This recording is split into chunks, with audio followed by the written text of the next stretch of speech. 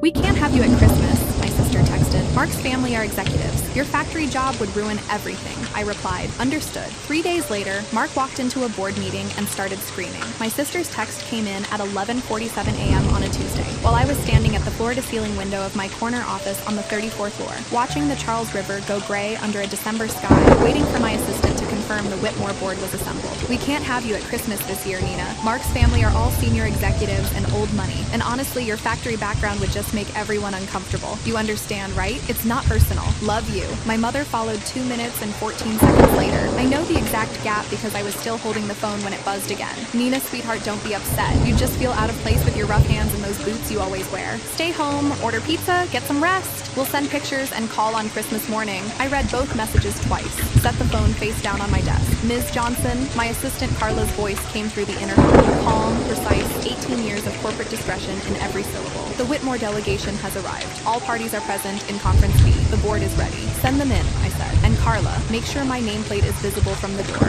"Already done," she said. I picked up my portfolio, buttoned my jacket, charcoal Armani, the one I bought the week after I sold my first company, the one I wore to every meeting that mattered, and walked down the hall to end Mark Whitmore's career. But I'm getting ahead of myself. Let me go back to where this actually started, because the Christmas text wasn't the beginning, not even close. The beginning was a plastics factory in Worcester, Massachusetts in the winter of 2009, when I was 22 years old and working the night shift, 10 p.m. to 6 a.m., running an injection molding line that paid $90.40 an hour and left machine oil under my fingernails that I could never quite get fully clean. I wore steel-toed boots and a hard hat with my name written on the back in black marker. I smelled like solvent on the bus home every morning. I was also, during those same 3 years, taking 18 credit hours a semester at night and on weekends at UMass Boston's business program, surviving on 4 hours of sleep and dining hall coffee, building case studies and financial models in the break room of the factory between production runs on a second-hand Dell laptop I had paid $230 for at a pawn shop on Commonwealth Avenue. My mother told her friends I was finding myself in the industrial sector. My sister Emily, 4 years younger and in the middle of an art history degree our parents were happily funding, told her college roommates I worked in manufacturing with a specific downward inflection that communicated everything she meant without having to say it. I graduated top of my class in May 2012. I remember sitting in the folding chair in the gymnasium in my rented cap and gown, and I remember my mother taking pictures and looking genuinely proud, and I remember thinking, she has no idea what I'm about to do,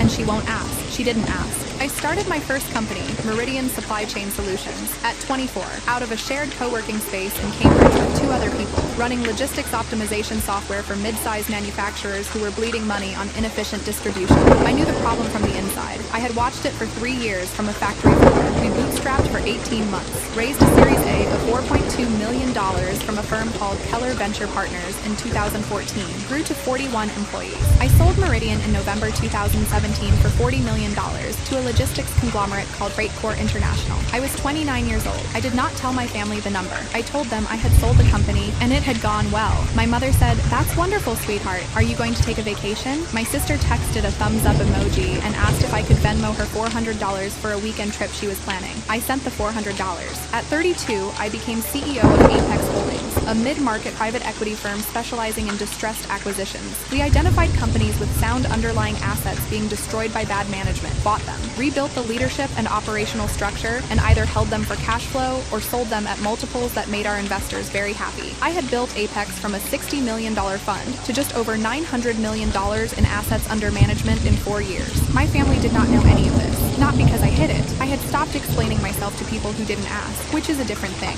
My mother called on my birthday and Christmas, and occasionally when she needed help navigating her insurance portal. Emily called when she needed money, which was more often than I will describe here, and when she wanted an audience for the ongoing drama of her personal life, which was extensive. They knew I worked in business and investments, and they had long ago decided this was my version of still being near the factory, respectable enough to mention, unimpressive enough to dismiss. I let them. It was easier than the conversation that would follow if I didn't. I had a life that I was genuinely proud of. I had work that I found meaningful. I had people around me, colleagues, a small circle of real friends, a therapist named Dr. Renata Sorrell, who I'd been seeing for 6 years and who once told me, with characteristic directness, "Nina, you have built an extraordinary life inside a family that has decided, for their own psychological convenience, to not notice. At some point, you'll have to decide whether to correct them or release them." I was still deciding. Then Emily met Mark Whitmore. She called me in February of last year, vibrating with a particular frequency I recognized, the one that meant a man had entered the picture who checked specific boxes she had been compiling since approximately age 16. Old money, connected family, the kind of last name that opened certain doors. She'd met him at a charity gala in Boston. He was VP of operations at his father's shipping company, Whitmore Logistics, which had been a Boston institution since 1987. She described him as sophisticated and worldly, and the kind of man who actually knows which fork to use. I said the things a sister says. I was happy for her. I meant it. I did not know his last name for the first 3 months she was dating him, because Emily had a habit of referring to everyone in her life by first name only, as though last names were a formality for people without social radar. By May, I knew his last name. By May, so did my entire acquisition team, for entirely unrelated reasons. Whitmore Logistics had been on our radar since January. One of my senior analysts, a 34-year-old named Daniel Park, who had the specific gift of finding value in chaos, had flagged it as a potential target in the first week of the year. The company had $340 million in annual revenue at its peak 3 years earlier. By the time Daniel brought it to me, it was at $197 million and falling. East Coast shipping routes that were genuinely valuable. The kind of established relationships and port access that take decades to build. But the operational structure was a wreck. The expense reporting was grotesque. A $12 million contract with a pharmaceutical distributor had been lost the previous October. The deadline for renewal had passed without response because, according to the internal communications Daniel had obtained through our due diligence process, the VP of operations had been in Aspen that week and was unreachable. The VP of operations was Mark Whitmore. I found this out on a Thursday afternoon in May, sitting at my desk reviewing the due diligence file that my legal team had assembled. Full name, employment history, performance record. I sat with that information for about 4 minutes. Then I called my lead deal attorney. Thomas, I said, I need you to confirm something for me. The VP of operations at Whitmore, Mark Whitmore, is he the owner's son? Thomas Brennan, 26 years in M&A law, formerly of Sullivan & Cromwell, currently my outside counsel on every significant transaction. Yes, Richard Whitmore's son. He was installed in the role 3 years ago. Why? He's dating my sister, I said. A pause. Do you want to pull out of the acquisition? I thought about that. I thought about it for longer than I'll admit. The acquisition had been in development for 6 months. The fundamentals were sound. The assets were real. The problem, the only problem, was the man running it into the ground. No, I said, but I want every piece of the performance documentation bulletproof. Every late arrival, every expense report anomaly, every missed deadline. I want it all independently verified. I will not have this look like anything other than exactly what it is. Understood, Thomas said. Over the next 4 months, Thomas Brennan and his team assembled what he would later describe to me as the most thoroughly documented case of executive negligence I have seen in 2.5 decades. The file was 340 pages. It included time-stamped access logs from the Whitmore building, showing Mark's arrival and departure times. It included expense reports with itemized charges, $4,200 for a dinner with no business contact listed, $11,000 in Aspen resort charges expensed during the week the pharmaceutical contract lapsed, a $6,800 charge at a Scotch whiskey retailer described in the report as client entertainment. It included the pharmaceutical distributor correspondence showing 18 days of unanswered emails preceding the contract expiration. It included a sworn statement from a Whitmore operations manager named Carol Delaney, who had been with the company for 14 years and who had sent documented internal complaints about Mark's attendance and decision-making to Richard Whitmore's office on 4 separate occasions, all of which had been filed without response. I had no plans to accelerate the timeline. The acquisition was moving at exactly the pace it should. Then my sister uninvited me to Christmas. I want to be precise about something, because I have seen the version of this story that people tell themselves. The revenge narrative, the scorned woman weaponizing corporate power. That is not what happened. What happened is that I had been building a legitimate case for a legitimate acquisition for the better part of a year. The acquisition was ready to close, and I received a text message from my sister that crystallized, in a single paragraph, exactly what my family had believed about me for 15 years. And I made a decision. I was done managing their comfort at the expense of my own reality. I closed the acquisition on December 18th. Richard Whitmore, 63 years old, third-generation shipping, exhausted from watching his father's company deteriorate, had been in negotiations with us for 6 weeks. He was not a bad man. He was a father who had installed his son in a role the son was not equipped for, and had spent 3 years watching the consequences compound, and had run out of options. Our final meeting before closing was just the two of us and Thomas Brennan in my conference room, and Richard Whitmore shook my hand with both of his and said, I need you to save what's left of this, please. I told him I would. Full operational control transferred to Apex Holdings at 8 a.m. on December 19th. I had asked Carla to schedule the leadership meeting for 9 a.m. that Thursday, December 21st. I had asked her to include specifically the VP of operations and his father. I had not specified to anyone in the Whitmore organization who would be leading the meeting. My assistant buzzed me in at 8:55 that morning. The Whitmore delegation is here. 4 people: Richard Whitmore, Mark Whitmore, their CFO, and their outside counsel. Mark Whitmore is currently explaining to the catering staff that the sparkling water should have been San Pellegrino and not domestic. A beat. He's asked for it to be replaced. Tell them I'll be 5 minutes, I said. I gave it 6. There is a specific thing that happens when I walk into a room. I'm aware of it. The way it changes, the way attention reorganizes. I have never fully gotten used to it, and I've stopped trying to. I walked through the conference room doors, and the room went quiet, in the way that rooms go quiet when the air pressure changes. Richard Whitmore stood immediately. Good instincts, developed over decades. He didn't know me yet, but he recognized something. Mark stayed seated. He was looking at me the way people look at something that doesn't compute. The expression of a man whose internal filing system has encountered a category error. He knew my face. He had seen it in Emily's phone, probably. In whatever context Emily had presented me. The factory-adjacent sister, the financial underachiever, the family member who would feel out of place at Christmas with old money. I sat down at the head of the table, opened my portfolio. My nameplate was centered in front of me, exactly where Carla had placed it an hour earlier. Nina Johnson, Chief Executive Officer, Apex Holdings, Inc. I watched Mark read it. I watched him read it again. I watched his eyes move to my face, back to the nameplate, back to my face. His voice came out wrong, too thin. He pointed at me, an actual point, index finger extended, the kind of gesture that people make when their social training has momentarily collapsed entirely. You're Emily's sister, Nina. I didn't confirm or deny. I uncapped my pen. I want to thank everyone for coming in this morning, I said. Given the change in ownership, I wanted to meet with senior leadership directly to discuss the path forward for Whitmore Logistics. No, Mark's chair scraped back. He was standing now and I could see what was happening to him. The color leaving his face, the jaw tightening, the particular expression of a man watching his assumptions detonate in real time.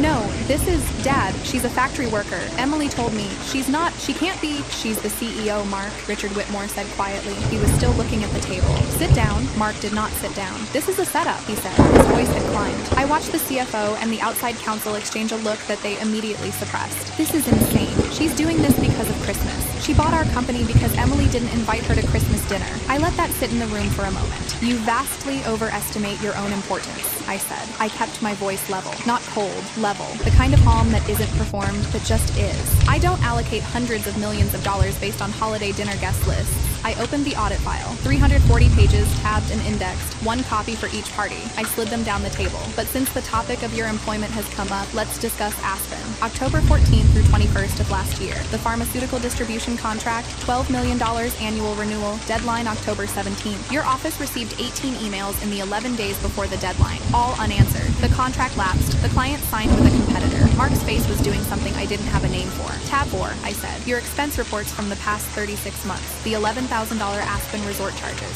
Same week as the lapsed contract. Tab 6, building access logs. Your average arrival time over the past year was 10:42 a.m. Your average departure was 3:17 p.m. I paused. Tab 9 is a compilation of 4 internal complaints filed with your father's office by Carol Delaney, your operations manager, over a period of 14 months, all documented, all unaddressed. Richard Whitmore had not moved. He was looking at the file with the expression of a man reading something he had always known and spent years not reading. As part of the acquisition agreement, I said, Richard Whitmore transferred full operational authority to Apex Holdings at 8:00 a.m. this morning. In my capacity as CEO and new operational authority, I am eliminating the VP of Operations position, effective immediately. The termination is without severance, per the performance clauses in the employment contract, which your outside counsel will find referenced at tab 12. You cannot do this, Mark said. His voice was almost unrecognizable now, the sophisticated old money register completely gone, replaced with something raw and young and frightened. You cannot do this to me. I will sue you. I will bury you. Emily will never forgive you for this, you hear me? Your mother will never speak to you again.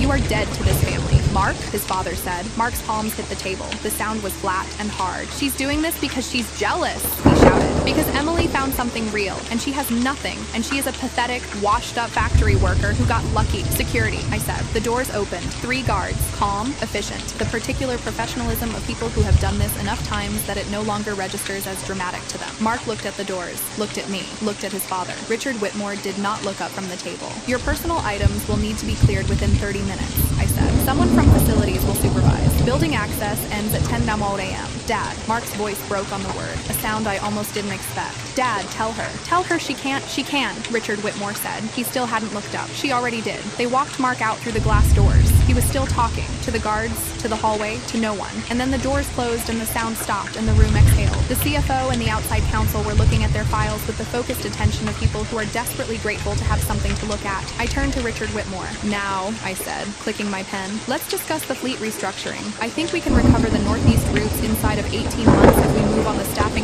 by Q1. He looked up. His eyes were red at the edges, but his expression had settled into something I recognized. The particular clarity of a man who has been carrying something heavy for a long time and has finally put it down. Yes, he said. He pulled out his own pen. Where do you want to start? We worked for 3 hours and 11 minutes. His institutional knowledge of the company was deep and detailed and completely wasted under the structure he'd been operating in. By noon, we had a preliminary restructuring framework that Thomas Brennan would spend the next 2 weeks converting into binding operational documents. I walked Richard Whitmore to the elevator at 12:23 p.m. He stopped at the doors and turned to me. She really didn't tell you, he said. It wasn't quite a question. Emily? No, she doesn't know what I do. He processed that. How is that possible? She never asked, I said. He was quiet for a moment. Then he said, my son is... He isn't. What you saw today isn't entirely who he is. He stopped, tried again. He was given too much too soon, and I let it happen, and I have to live with that. I know, I said. That's not my problem to solve, but the company is, and I will. He nodded. The elevator came. I walked back to my office, sat down in my chair, and looked out at the river for about 90 seconds. Then my phone lit up. Incoming call, Emily. I let it ring twice. The particular space of 2 rings is interesting. Long enough to be noticed, short enough to not be a statement. I picked up and hit speaker. Her first sound wasn't a word. It was the sound of someone who has been holding something together with their hands and has just felt it give way. Not a cry, not a scream, something between the two,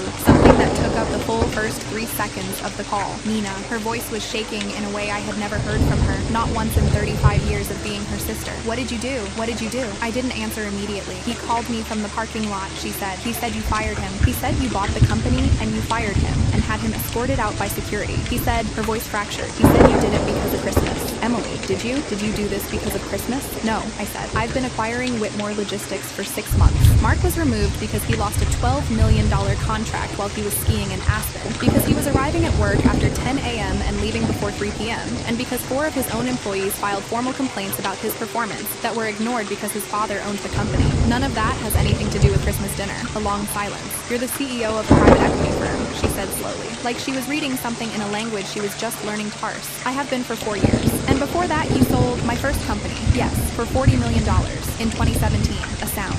Small. Involuntary. Why didn't you tell us? And there it was, the question. The one that had been building for 15 years under 1,000 small silences and unreturned curiosities and birthday calls that were really just ambient noise management. You didn't ask, Emily, I said. Not with anger, just with the flat, factual weight of a true thing. In 15 years, neither you nor Mom asked me a single real question about my work. Not one. You decided what my life looked like, and you held on to that picture because it was more comfortable than looking at the actual one. That's not fair. The Christmas text, I said. The one about your factory background, your rough hands, and your awful boots. That text is why Mark thought what he thought, because you have been telling people a story about me for 15 years, and you believed it, and so did he. She was crying now. Real crying. The kind you can't modulate.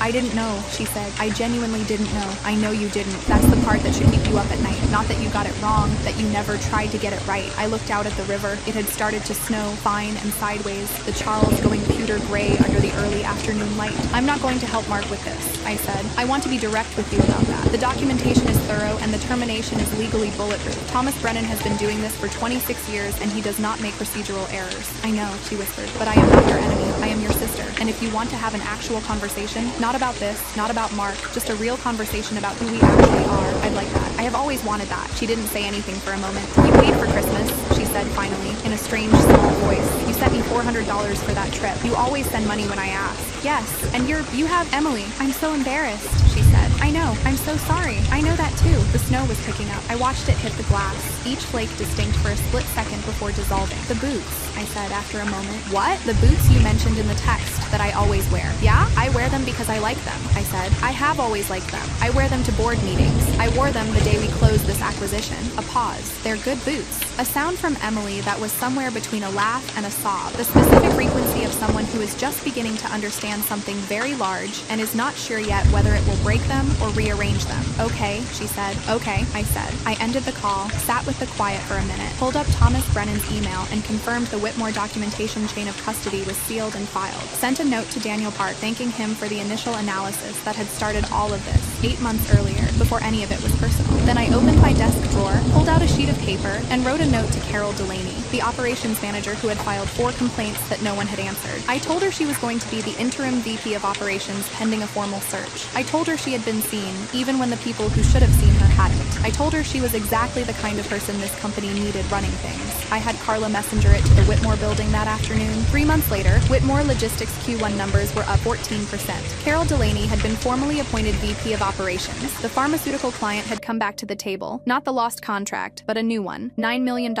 with a renewal clause. My mother called me in January, not on my birthday, which wasn't for months, just called, a Tuesday. I almost didn't recognize the register of it. Not a need, not an occasion, just a call. I talked to Emily, she said. She told me things. About your work. About everything. Okay, I said. I didn't know, Nina. I want you to know that She stopped. I told myself a story about you, and I kept telling it, and I never checked whether it was true. That was wrong of me. That was a terrible thing to do to you. I sat with that. Thank you for saying that, I said. Can I ask you now? She said. Can I ask you about your work? What you actually do? I'd like to understand. Yes, I said. I'd like that. We talked for 2 hours. She asked good questions. Better than I expected, actually. She had always been smart, my mother, in ways that had gotten buried under the specific anxieties of status and belonging that had defined her social world for 30 years. Underneath all of that was a woman who was genuinely curious. I had always known that. I had just forgotten it was still there. Emily and Mark did not recover. I don't say that with satisfaction. There's nothing satisfying about watching someone's relationship end, not even a relationship you have complicated feelings about. But Emily called me in February, steady and clear in a way I hadn't heard from her in years, and said, I think I was in love with a version of him that didn't exist. I think I built him the same way Mom and I built you, out of what I wanted to see instead of what was there. That's a hard thing to figure out, I said. I know, she said. Thank you for not protecting me from it. I got to Boston for Easter. My mother made a ham. Emily came. We sat at the kitchen table for 5 hours and talked about things we had never talked about. It wasn't healed, not all of it, maybe not even most of it, but it was real. For the first time in a long time, we were in the same room without performing a version of each other. My mother asked, toward the end of the night, why I had never corrected them earlier. Why I'd let the story persist for so long. I thought about that. Because I kept hoping you'd ask, I said. And every time you didn't, I told myself it didn't matter. And eventually I built a life that was so complete that I genuinely stopped needing you to. And then you sent that Christmas text and I realized the problem wasn't that I needed you to see me. It was that I was still making myself invisible so you wouldn't have to. My mother looked at me for a long moment. The boots, she said quietly. The boots. You wore them today. I wear them everywhere, I said. They're good boots. She laughed, really laughed, and I laughed too. And outside the kitchen window, Boston was finally thawing, the last of the winter going soft and gray at the edges, the way things do when they're done holding on. I drove home that night with the windows down despite the cold, and I thought about Carol Delaney's latest operations report, 12 pages, precise and confident, the work of someone who had been waiting a long time to be handed the wheel. I thought about my grandmother's kitchen table and my $230 pawn shop laptop and the 6 a.m. bus home smelling like solvent. I thought about a man in a parking lot outside a Boston boardroom calling his fiancée to report that a factory worker had just ended his career. I thought about all the doors I had opened by being exactly what I was. The boots were, in fact, very good boots.